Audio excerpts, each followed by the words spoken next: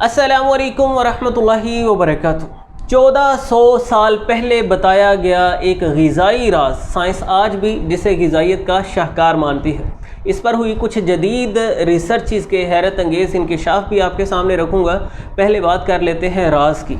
सईदा आयशा सिद्दीक़ा रज़ियल्लाहु ताला अन्हा बयान फरमाती हैं, काना याकुलुल बित्तीक़ा बिर्रुतब, रसूलुल्लाह सल्लल्लाहु अलैहि वसल्लम तरबूज के साथ खजूर मिलाकर तनावुल फरमाते और फरमाते नक्सिरु हर्र हाज़ा बिबर्दि हाज़ा व बर्द हाज़ा बिहर्रि हाज़ा। हम तरबूज की ठंडक को खजूर की गर्मी से तोड़ते हैं और खजूर की गर्मी को तरबूज की ठंडक से मुतवाज़न करते हैं। अब बज़ाहिर ये एक बहुत ही सादा बात है, मगर इसमें कितनी गहराई है वो थोड़ा सा समझ लेते हैं आज की इस वीडियो में।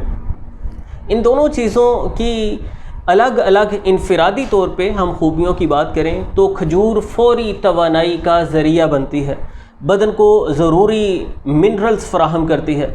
इसमें कुदरती मिठास है जो फ़रहत बख्श है, पोटाशियम से भरपूर होती है, दौरान खून को बेहतर बनाती है, दिल की सेहत के लिए बहुत अच्छी है, खून की नालियों को साफ़ शफाफ करती है, उम्दा फ़ाइबर से भरपूर है, निज़ाम हज़म को बेहतर बनाती है, निज़ाम हज़म की बहुत सारी ख़राबियों को दूर करती है, भूख को बेहतर बनाती है, जिस्म को इंस्टेंट एनर्जी देने का ज़रिया बनती है।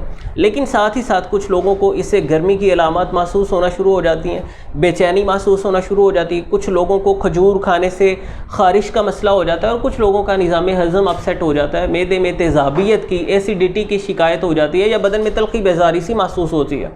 बात करें तरबूज की तो तरबूज में 90% से ज़्यादा पानी है जो बदन को फौरी तौर पर सैराब कर देता है।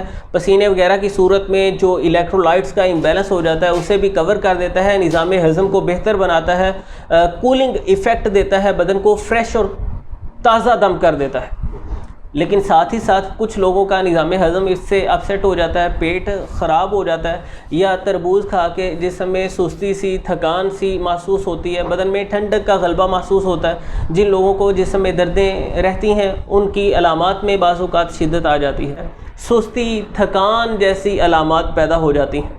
तो जब हम इन दोनों चीज़ों को मिला लेते हैं, इनको कंबाइन करते हैं, तो इसके मुतालिक जो हैरत अंगेज़ फैक्ट्स हमारे सामने आते हैं। रसूलुल्लाह सल्लल्लाहु अलैहि वसल्लम की मुख्तसर मगर जामे बात की जब हम थोड़ा सा गहराई में जाने की कोशिश करते हैं तो अकल हैरान रह जाती है। इस पर कई एक एकेडमिक रिसर्चेस हुई हैं, कुछ मैं आपके सामने रखता हूँ ताकि बात में इख्तिसार रहे और बात समझ में भी आ जाए। इंडोनेशिया में analysis of watermelon and dates consumption एक रिसर्च हुई जिसमें ग़िज़ाई माहिरीन ने इस बात का तज्ज़िया किया कि आखिर रसूलुल्लाह सल्लल्लाहु अलैहि वसल्लम ने खजूर और तरबूज को मिलाकर क्यों खाया। तो जो नताइज थे वो इंतहाई हैरत अंगेज़ थे। इन दोनों का कम्बिनेशन बदन को बैक वक़्त हाइड्रेशन भी देता है, भरपूर तवानाई भी देता है, उम्दा ग़िज़ाइयत भी फ़राहम करता है और पूरी तरह से एक बैलेंस्ड मुतवाज़न ग़िज़ाई फार्मूला बनता है। इससे थोड़ा आगे बढ़ते हैं तो एक चौंका देने वाली तहकीक के हैरत अंगेज़ नताइज हमारे सामने आते हैं। 2019 में नाइजीरिया में federal institute of industrial research Oshodi ने एक कुदरती मशरूब बनाने की कोशिश की जो आइसोटोनिक टाइप हो, यानी एथलीट्स की ग़िज़ाई ज़रूरत को पूरा करे, बदन की पानी की ज़रूरत को पूरा करे, इलेक्ट्रोलाइट्स के इम्बैलेंस को दूर करे और फौरी तौर पे तवानाई की बहाली का ज़रिया बने। इस सिलसिला में कई एक आर्टिफिशियल मशरूबात तो बाज़ार में अवेलेबल हैं, लेकिन उनकी कोशिश थी कि कोई पूरी तरह से कुदरती मशरूब तैयार किया जाए। तो खजूर और तरबूज को मिलाकर मशरूब बनाया गया। ये जो मैं बातें आपके सामने रख रहा हूँ इनके रेफरेंसेस डिस्क्रिप्शन में, इसी वीडियो के डिस्क्रिप्शन में आपको मिल जाएंगे। आप इन तहकीकात को, एकेडमिक रिसर्चेस को ख़ुद स्टडी कर सकते हैं। तो जो मशरूब बनाया गया उसके नताइज पूरी तरह से हौसला अफजा थे। उसने बदन की हाइड्रेशन को पूरा किया, बदन को सैराब किया, इलेक्ट्रोलाइट्स के इम्बैलेंस को पूरा करने में बहुत मददगार साबित हुआ और फौरी तवानाई का ज़रिया बना।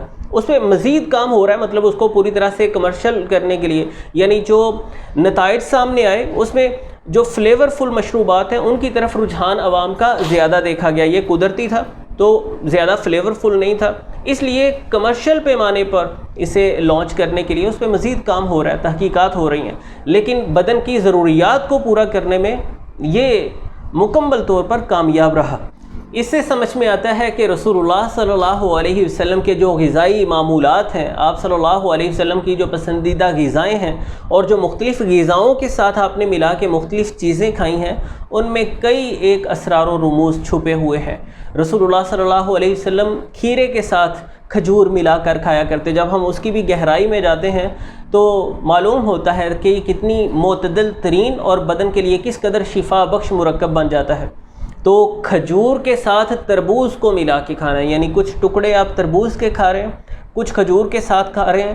اس سے ایک تو کھجور میں ویسے بہت زیادہ تیز مٹھاس ہوتی ہے، جب پانی والا تربوز ساتھ کھایا جاتا ہے تو اس کی مٹھاس بھی بڑی شاندار سی بن جاتی ہے۔ میں نے ملا کے کھایا ہوا ہے اور وہ بڑا بہترین ایک ذائقہ بن جاتا ہے، اور ساتھ ہی ساتھ یہ دونوں چیزیں اعتدال میں آ جاتی ہیں۔ کھجور کی گرمی کا توڑ ہو جاتا ہے، تربوز کی ٹھنڈک اعتدال میں آ جاتی ہے، جس سے فوری طور پر توانائی ملتی ہے، بدن کو سیرابی ملتی ہے، عمدہ غذائیت ملتی ہے، اور صحت سے متعلق حیرت انگیز فوائد ملتے ہیں جن کا شاید ہم پوری طرح سے تصور بھی نہیں کر سکتے۔